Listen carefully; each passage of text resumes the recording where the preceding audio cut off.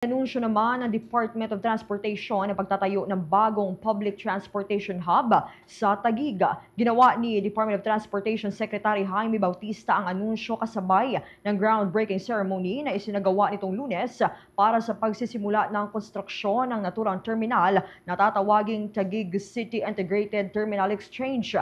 Layunin anya ng Public-Private Partnership Project ay maging instrumento sa pag-decongest ng mga pangunahing daanan at magbigay ng mas maayos na paglalakbay para sa mga commuter. Naglalayon din anya ito na i-rationalize ang mga transfer point ng mga tao at kalakal sa bansa, lalo na para sa commuting public na nagmumula sa Laguna, Cavite at Batangas. Ang ipapatayong terminal ay 5.57 hectares at may kapasidad na ma-accommodate ang 160,000 na mga pasahero at 5,200 na mga sasakyan kada araw. Kabilang sa ipapatayo sa passenger terminal buildings, arrival at departure base, public information systems, ticketing and baggage handling facilities at park ride facilities.